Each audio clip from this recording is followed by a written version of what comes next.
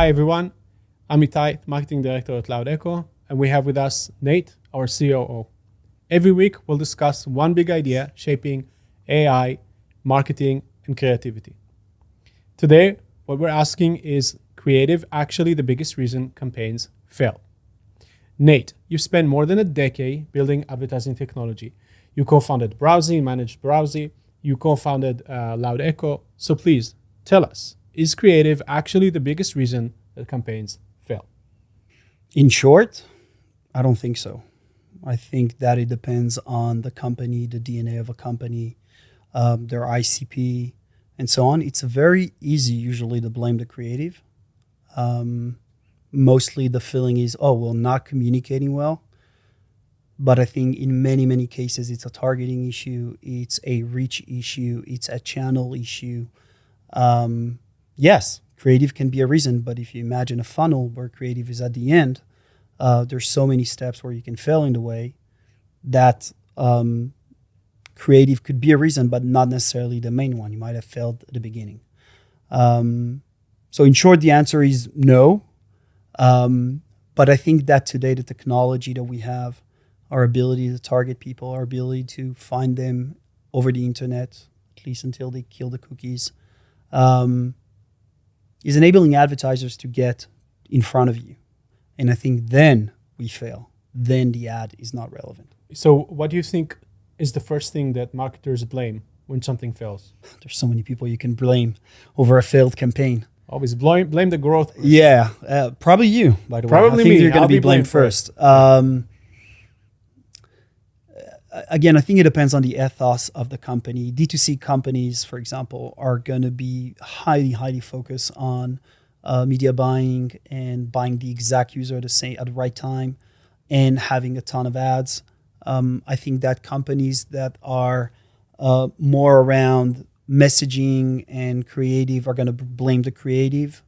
And if you want to add to that cauldron, you can add also the fact that you can sometimes even blame your agency. Advertising is definitely a complex issue where you need to first find the person at the right context at the right time and show him the right ad. I think it's a matter of cost. It's a matter of general reach, and it's also a matter of creative. It's a multi polynomial equation in a sense. So let's say, for example, we had the best possible creative, an amazing asset. Do you think it can fail because of the wrong placement? Absolutely. Think about, let's say you have a fantastic ad that worked amazingly in focus groups. Your CEO likes it, everybody's happy, but then you buy a billboard in an alley that nobody walks in. You're as good as the weakest link you have in the process. So I think again, great ads are fantastic.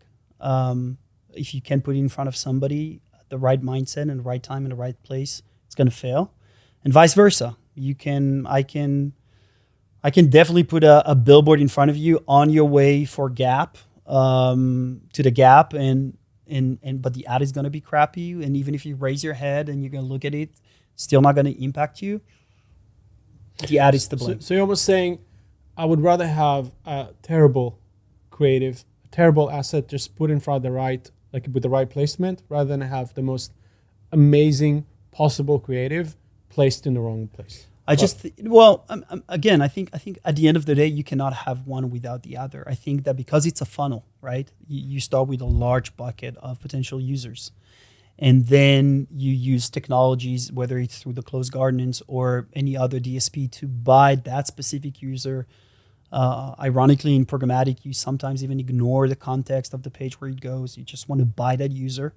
Then yes, you're going to check off a bunch of steps in the funnel of getting to that user. But if you have a crappy ad that's not either communicating the right message or inciting the right emotion, you're going to fail. If you fail at the beginning, there's no way for you to know if the ad is amazing or not. You can think it's amazing, but until you put it in front of the right person, it's not going to be successful. So you said something about context. So please, let's weigh out and tell me the differences or the importance of audience, that you're targeting with your creative versus the context in which they're seeing it? So audience today, if you just use the word audience, it ignores context, right? That's the cookie targeting, that's the user targeting. It's pretty much the underlying force of programmatic, right? We don't know where the user is going to be, but we know who the user is. Let's show him, let's buy that user, let's buy that impression, let's show him an ad, right? The way I look at it is that audience is also the context. They need to merge. Why? Because even if you are in my ICP, you are the user that I'm targeting, and I even know what I want to show you, ignoring the context. And context is a lot of things, right? Context is the content of the page. It's the sentiment that the page is creating when I read it. It's that second in the video where they do dynamic insertion, they put an ad. What happened up until now? This is part also of the story of the audience.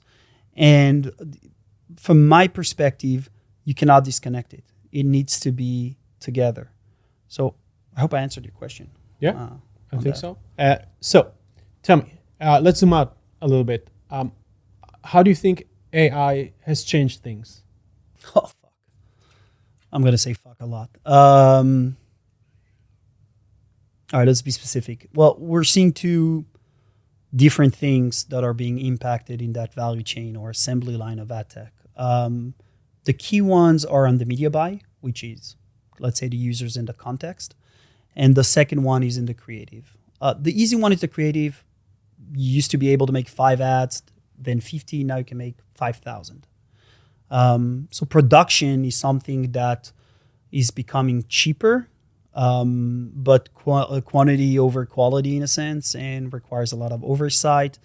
And in many, many cases, it still stays more of the same, more variation, more volumes. You can also see around production, I would say that the creative ops in companies are having a good time in a sense of we can create more ads than we were able to do before. I think the intelligence is missing there, and I'll get there in a second.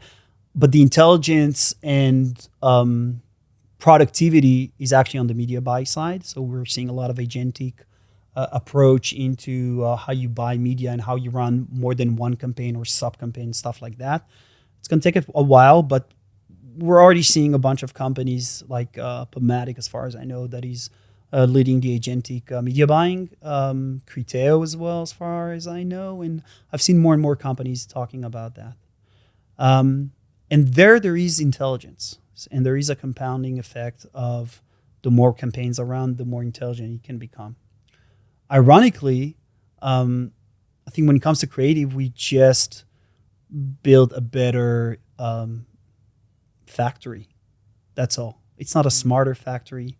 It's just a better, more productive factory, but it's still not solving the underlying issue of creative, which is there's no intelligence behind it.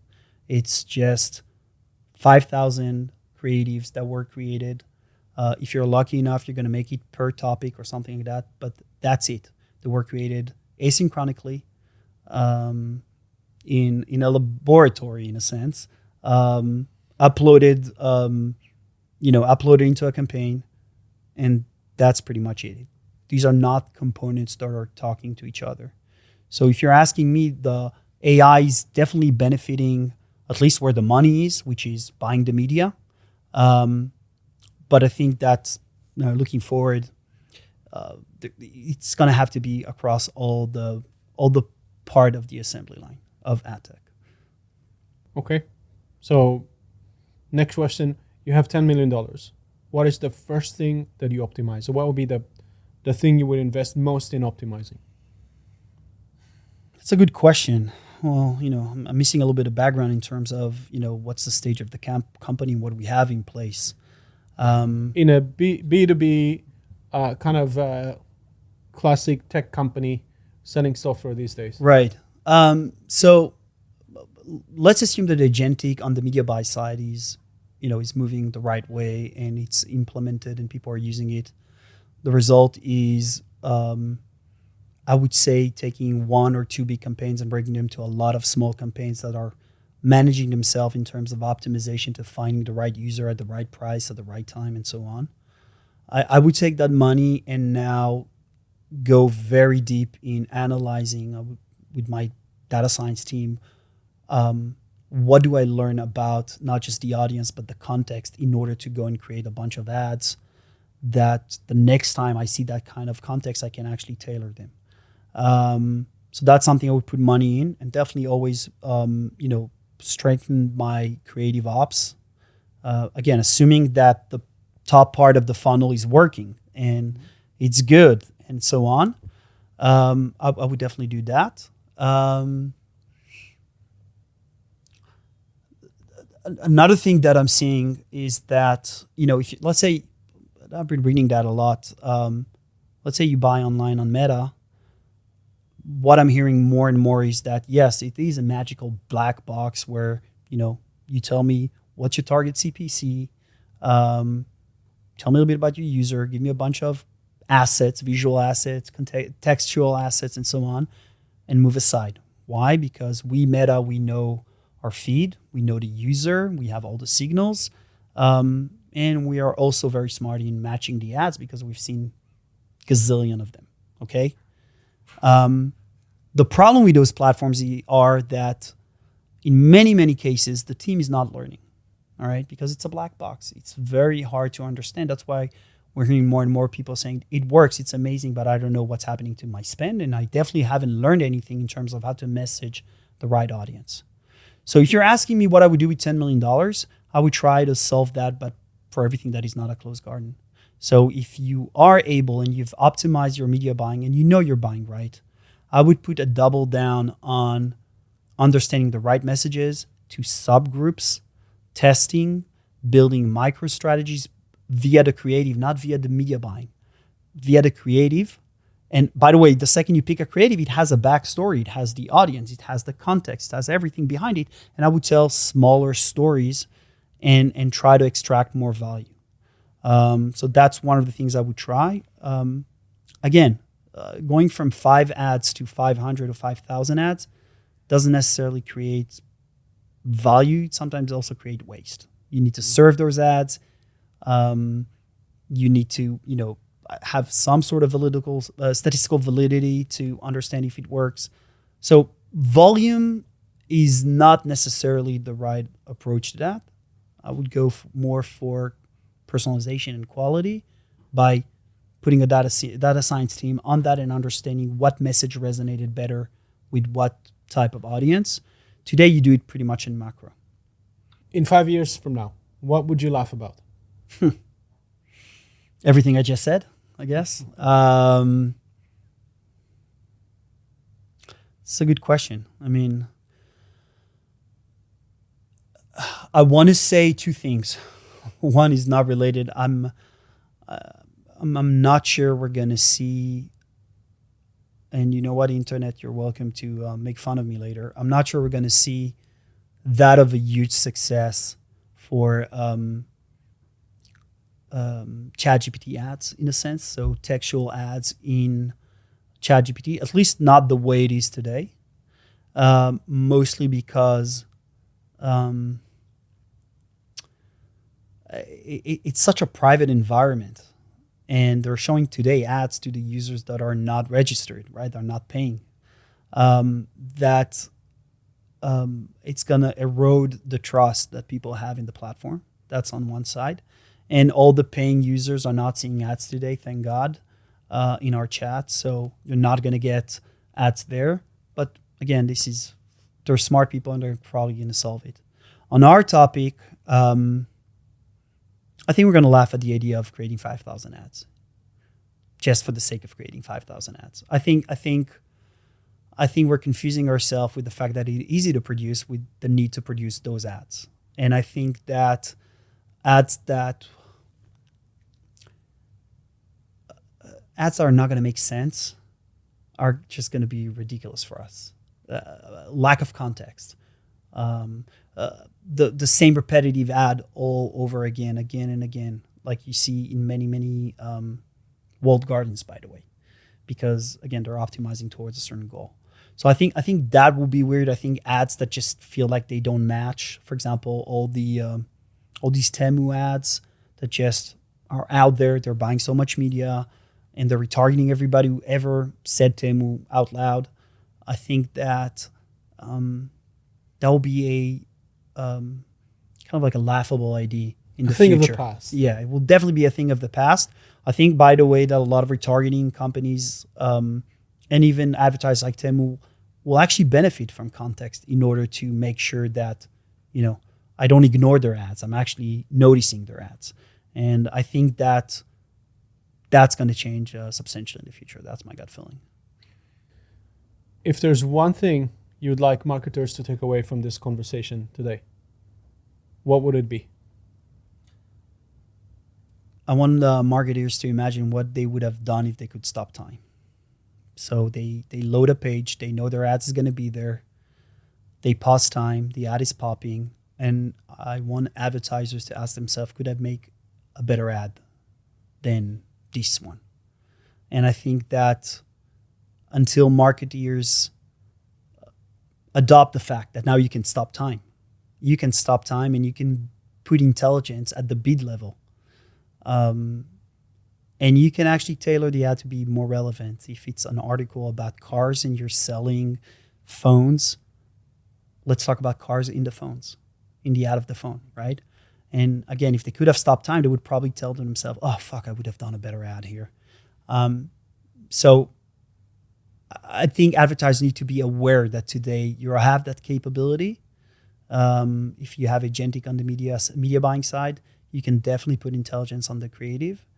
And God forbid, you're going to learn new strategies and new approaches. And marketers today will go into kind of like the strategic seat of managing messaging and not managing the output, managing approaches, managing test approaches. So if I have one thing to them is, yes, pause time or use technology to pause time, make better decision at the bid level. That way you won't have waste impressions. Nate, thank you very much for joining us. For the viewers also, thank you very much for joining us. Next week, please join us. We're going to have another conversation about AI, marketing, and creativity. Thank you so much.